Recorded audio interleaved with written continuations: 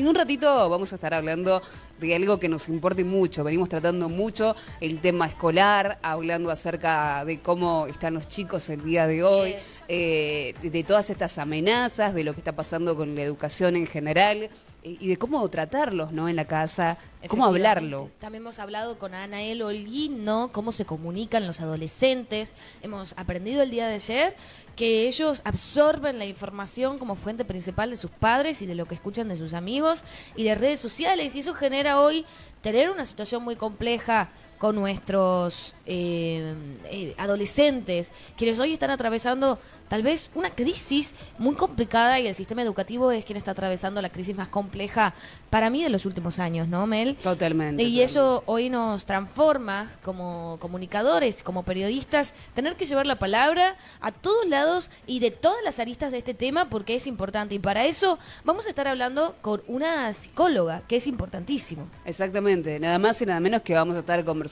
con la doctora en psicología clínica. Ella también es vicepresidente del capítulo Políticas Públicas y Salud Mental de la Asociación Argentina de Psiquiatría. Tiene un libro, es coautora del libro No Están Locos, de la editorial Vergara. Es voluntaria del grupo Familia Esperanza, creadora de ESME, Educación en Salud Mental Integral, y también la pueden encontrar a través de redes sociales, porque la doctora se dedica también a hacer podcast y demás. La verdad que es una nota que esperábamos, que queríamos dialogar con ella, queríamos que ella nos cuente su punto de vista y demás de distintas situaciones. Estamos en condiciones ya de saludarlas. Vamos a saludar como corresponde a la doctora Silvia Papuchado. Doctora, ahí te vamos conectando para conversar el día de hoy, hablar un poco acerca de la situación, lo que estamos viviendo también en la provincia de Tucumán, ¿no? Todas las situaciones que han ocurrido en los diferentes establecimientos, y esto que obviamente nos preocupa y nos ocupa principalmente, empezar a comentar acerca de los chicos, de cómo los tenemos que cuidar, ¿no? Qué señales no estamos viendo los adultos y demás. Así que, doctora, muy buenos días. La doctora Silvia Papuchado con nosotros ahí a través del Meet. Hola, ¿qué tal? Bueno, no sé por qué motivo no se activa la cámara, porque me figura como activada. No sé si me escuchan. Sí, le escuchamos, doctora. La verdad, un gusto y un placer escucharla.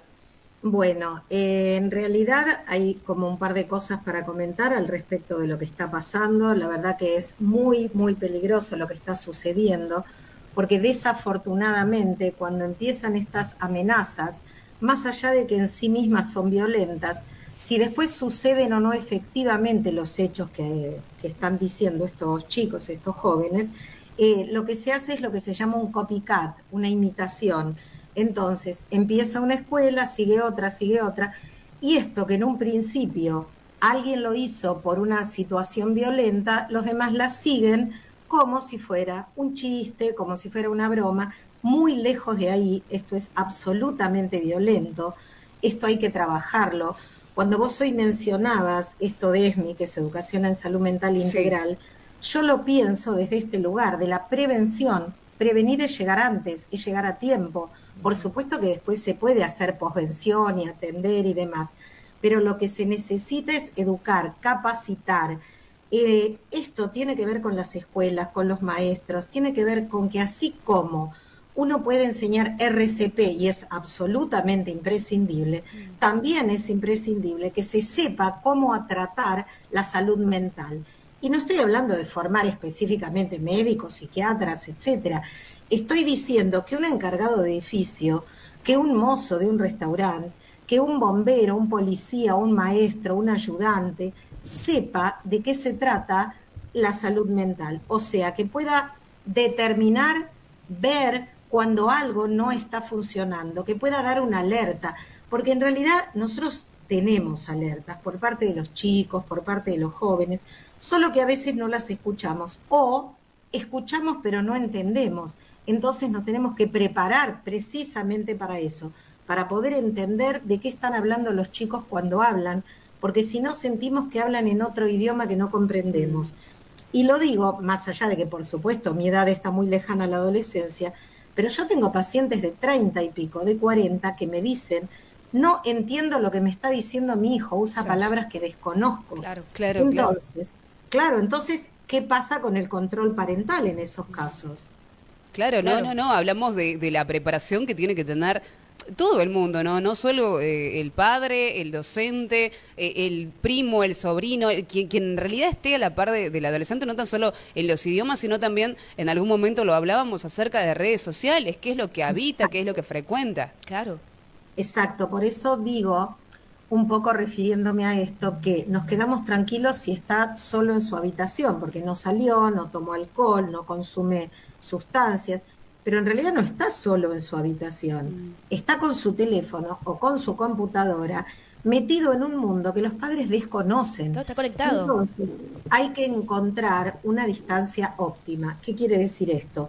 No inmiscuirse, no meterse, no mirar con una lupa su vida, pero tampoco dejarlo al azar, porque se necesita saber dónde están esos adolescentes, metidos en qué redes, con gente que tal vez esté instándolos a hacer cosas que están absolutamente contrarias a todo lo que tenga que ver con la salud. Pero lo digo en relación a la salud, al peligro, a la sexualidad. Hay muchas cosas con las que los chicos se enfrentan en un mundo totalmente desconocido que en realidad ellos creen poder manejar porque tocan botones, porque saben hablar y comunicarse, pero no saben quién está del otro lado. No saben de qué son capaces esos que están del otro lado de llevarlos a hacer. Y después esto se transforma en, bueno, se lo digo a este, se lo digo al otro, lo hacemos entre todos, escribimos en el baño, amenazamos, uy, hay prueba, bueno, digamos que mañana se viene una matanza. Y esto no es así, esto no es un chiste, esto es para tomar muy, muy en serio. Hay que hacer algo con la salud mental. Ahora se presentó, ingresó al Senado un nuevo proyecto de actualización de la ley que me parece que es muy correcto porque tiende en un punto a actualizar algo que la ley hasta ahora lo tiene como un poco en desuso. Doctora, respecto justamente a la ley, ¿no? Actualmente, que es una ley que no acompaña, es una ley de toma de personal propia de la decisión en caso de que uno no se considere o se considera fuera, ¿no?, de las facultades Sí. mentales. Hoy esa ley efectivamente ya ha quedado atrás y usted está contando, ¿no?, la nueva idea para el Senado. Más allá de la ley, ¿no se podrían desprender algún tipo de acciones como se había planteado hace 2 años atrás, que lo tengo acá al debate? Justamente usted había participado de estos debates. Hasta el Sí. día de hoy ya no hay esa forma de poder plantear ante las autoridades ejecutivas, poder desprender de esta ley nuevas acciones para realizar, sobre todo con niños menores de edad.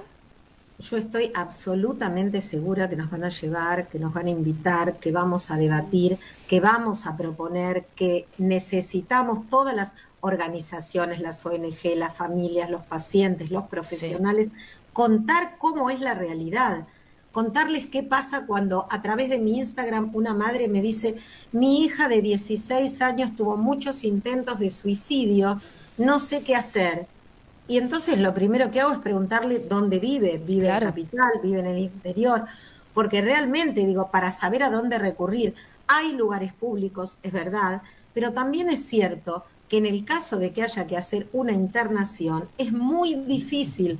La actual ley 26657 no prohíbe las internaciones involuntarias, pero convengamos que las dificulta bastante. Sí, Claro. Entonces, Sí. en este caso, una chica de 16, menor de edad, todavía tiene a sus padres con la potestad de ver qué poder hacer para ayudarla. Pero hay muchos casos donde llegan familias, donde escriben, donde me dicen, mi hijo estaba en una comunidad terapéutica y se escapó hace 3 días, no sé dónde está, ¿qué hago? Bueno, lo primero que hay que hacer es pedir en la policía una búsqueda de persona. Ahora, vamos a suponer que tenemos la suerte de que lo encuentren. ¿Qué se hace? ¿Se le dice que vuelva a casa en ese estado? ¿Que puede ser un peligro para sí o para terceros? No. ¿Pero se lo deja solo en la calle? No. ¿Y qué se hace? ¿Se lo interna? No se puede. Y entonces, ¿cómo hacemos cuando todas las barreras contra las que nos encontramos dicen no? ¿Qué hacemos con eso? Entonces, para eso tenemos que debatir. El Parlamento se trata de hablar, y para eso queremos ser convocados. Todos los profesionales que hemos atravesado desde el 2010 en adelante, frenos todos los días, encontrarnos todos los días con problemas. porque además yo quiero que se entienda que la internación es el último recurso, porque desde ya ninguna obra social, ninguna prepaga, mucho menos el Estado, van a querer proponer una internación y sobre todo larga, porque es costosísima. Sí, Por supuesto. Entonces, claro, que se entienda que la internación es el último recurso. Lo primero de lo que se trata es que la persona pueda tomar conciencia de su enfermedad. Una vez que tome conciencia, tal vez pueda hacer un tratamiento ambulatorio, que sería ideal. Yo tengo pacientes con patologías graves como la bipolaridad, vienen a verme semanalmente, van a ver a su psiquiatra una vez por mes, toman la medicación y no están internados. Trabajan y tienen su familia y hacen una vida como la de cualquiera de nosotros. Pero eso sí, en su momento hubo que convencerlos, explicarles, hacerles entender lo que padecían. Y una vez que llegaron a lo que muchas veces decimos tocar fondo, dijeron, ok, pido ayuda. Claro, es Pero el no momento. todos lo hacen. doctora, tengo acá una pregunta del público, justamente Sí. porque, nada, es un papá que ya nos habló, se llama Sergio, él es ex colectivero, nos contó un poco cómo él crió a sus hijos y la importancia de esto de esta locura, esta psicosis que está pasando en las escuelas, sobre todo acá en Tucumán, ¿no? Y habló de lo siguiente, doctora, ¿no? Le pregunto a Sí. usted, en la necesidad desde su mirada, él pregunta cómo ve estas nuevas tomas por parte del gobierno que tienen que ver con el emocionómetro y si cree que no es una acción tardía, si esto tendría que haberse planteado anteriormente, ¿no?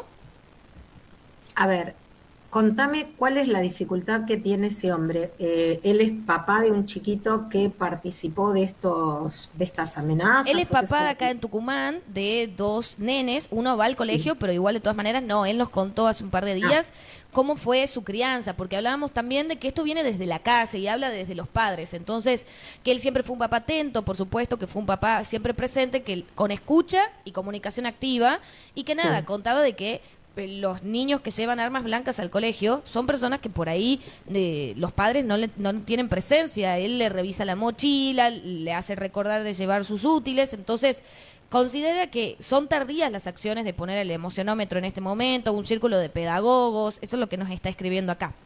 Claro, porque esto tiene que ver con lo que yo llamo prevenir. Prevenir, vuelvo a repetir, siempre es llegar antes, Claro. siempre es llegar a tiempo.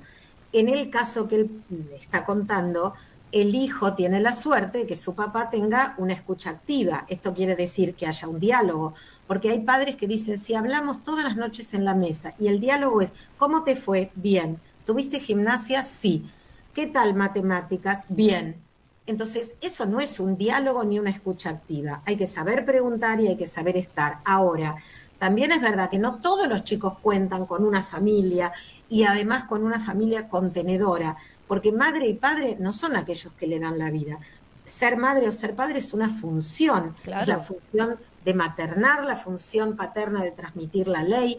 Entonces, no podemos contar con que todos los padres están presentes, tienen una escucha activa. Lo que tenemos que decir es, tenemos que capacitar a esos padres, porque en realidad el otro día leía algo que puso Gaturro y uno piensa que tiene que ver con chistes y él decía, ¿cuándo hay que empezar a educar a los niños? 20 años antes que nazcan, y me parece maravilloso, porque en realidad lo que hay que hacer es educar a esa generación que va a tener hijos, Totalmente. o si ya son padres, educarlos y explicarles de qué se trata la salud mental, porque así como saben que si un chiquito dice me duele la panza, vamos corriendo a una guardia, si el chiquito tiene una actitud que significa algo disfuncional, que yo lo digo siempre tratando de compararlo con la música, ¿no? Algo que no haga sintonía. Si yo digo la, eso es egosintónico, hace sintonía con el yo. Si yo digo la, dice, uy, está desafinando. Bueno, lo mismo pasa con la salud mental. Hay algo que no hace sintonía. Eso que es egodistónico es lo que tiene que llamar la atención. Eso es una red flag, esa es una alerta que nos tiene que poner en marcha. No es que nos ponemos a pensar, no, actuamos. ¿Cómo actuamos? Capacitando. Vuelvo a repetir, ¿RCP es necesario? Sí. ESMI también. ¿Por qué? Porque le indica a un maestro qué pasa cuando hay un chico que está funcionando distinto cuya música no está haciendo sintonía con el resto. ¿Qué le pasa a un padre cuando escucha que hay un niño con esa patología? Cualquiera sea, no importa que el padre sepa o pueda diagnosticarla, simplemente hace falta que los padres, los maestros, los encargados de edificio, la policía, sepa lo que es una enfermedad mental, un trastorno mental. ¿Por qué? Porque la ley actual habla de padecimiento, y yo les quiero decir que padecer significa, y me cuesta reconocerlo, yo soy absolutamente fanática de River. El domingo, la verdad que padecí mucho, porque, bueno, Claro. ya lo saben, no quiero repetirlo, Sí, pero de eso ese se es el trata un concepto, claro. padecimiento. Claro, Eso claro. no es una enfermedad mental. Entonces, digo, poder diferenciar entre un padecimiento y una enfermedad, un trastorno mental, es mucho. Entender que cuando hablamos de una enfermedad, estamos hablando de algo que es un diagnóstico médico internacional, que si alguien que vive en el exterior, porque es argentino y está de viaje o está en otro lado, pide ayuda, nosotros tenemos que poder decir de alguna manera que ese médico que está en Tasmania nos entienda. Bien. Tenemos que hablar un mismo idioma internacional. Entonces digo, para retomar esto de este papá y para concretar un poco esto que tiene que ver con amenazas, con situaciones de violencia, con armas, o incluso a veces no con armas, pero con palabras, hay que saber diferenciar, hay que poder entender, pero entender no es justificar todo. Entender significa ver que hay algo diferente y poder atender a eso diferente, pedir ayuda para eso, para el chico que tiene 12, que tiene 15, que tiene 9, que tiene 18, porque están pidiendo ayuda, porque con estas actitudes están pidiendo un SOS, un auxilio todo el tiempo. Entonces no podemos dejar de escucharlos, porque son un peligro para sí, para terceros. Necesitamos hacer algo. Si bajamos la edad de 15 a 12 y después la bajamos, terminamos en vez de una cárcel teniendo un jardín de infantes. Totalmente, totalmente, doctora. Doctora, Entonces, claro, no se trata de seguir bajando, se trata de prevenir, de educar para que esto en un futuro funcione. doctora, muchísimas gracias. Estamos muy complicados ya con el tiempo. Le agradecemos y le voy a pedir, por favor, que en otro momento tengamos un contacto nuevamente. Nos quedaron muchas preguntas y mucho para dialogar con usted. Me parece bárbaro, les súper agradezco, les pido disculpas por el tema de la cámara y desde ya dispuesta para todas las veces que les haga falta hablar de salud mental, porque agradezco profundamente cuando los comunicadores tienen la salud mental en agenda. Por Tremendo. supuesto. Muchísimas gracias, doctora. Al contrario, gracias a ustedes. Doctora.